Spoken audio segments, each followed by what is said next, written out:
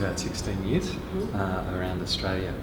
I've worked with a wide number of industries and people groups, all with the purpose of helping organisations and individuals manage fatigue. What are some of the risks of fatigue in the workplace? That's a great question, Jenna. There's lots of risks associated with fatigue. I would say three of the really important ones that people and organisations need to be aware of is, firstly, impairment by fatigue can reach levels that are similar to having a blood alcohol concentration of 0.1 or greater. So if you're working in a safety critical industry, imagine what could happen if people making important decisions, checking or monitoring were drunk. Like if they blew 0.1, that's how bad fatigue can get and worse. A second danger with fatigue is when you get highly fatigued, you can tend to think you're okay. So you can say, well, hey, I haven't got a problem with fatigue here, I'll just keep on doing what I'm doing. So we don't have a great self-awareness of our own fatigue impairment, particularly at the very high and extreme levels of fatigue. So that's a second danger. And I think the last danger I'll mention is what I call creeping fatigue. And this can occur across a sequence of night shifts or even a sequence of afternoon or day shifts if your sleep has not quite been enough for you. So say you're crimping your sleep by about 1 to 2 hours each sleep.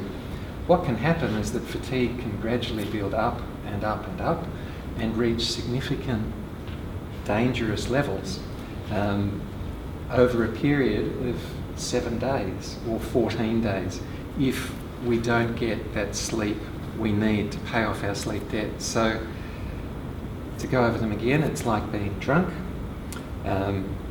You're not aware that you're drunk, and it can build up really slowly without you being aware that that's actually happening. What are some of the common misconceptions about fatigue in the workplace? A good question again, Jenna.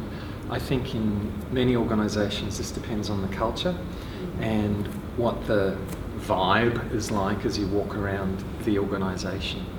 Some organisations have an excellent fatigue culture and they're aware that it doesn't matter how fit or healthy or experienced you are, fatigue impairment can become very serious. So those organisations are okay. But there's other organisations that have the misconception that fatigue is not that risky, or if you're male, if you've got muscles, you can just muscle through fatigue, or we've always done it this way before, why should we consider doing anything different? These are dangerous ideas, frankly, about fatigue, because it's something that can become extremely impairing of our performance. I think another misconception can be that we think about fatigue as sort of yes or no, like it's I'm either good or I'm fatigued. But in reality, fatigue varies along a spectrum or a continuum from being fully rested and recharged through to moderately fatigued in the middle, right through to extreme levels of fatigue.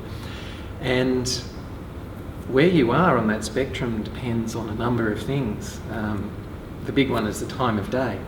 We'd always know that at 3 a.m. to 5 a.m. in the morning, fatigue levels for anybody are going to be quite high. And so fatigue will go up and down depending on the time of day, depending on how much sleep you've had, depending on how long you've been awake. So you've got individual fatigue levels varying up and down quite a bit, so it can be quite a complex thing, not a simple on or off thing. And this is why we need a mature approach when we look at managing both our personal fatigue and managing it from an organisation's point of view.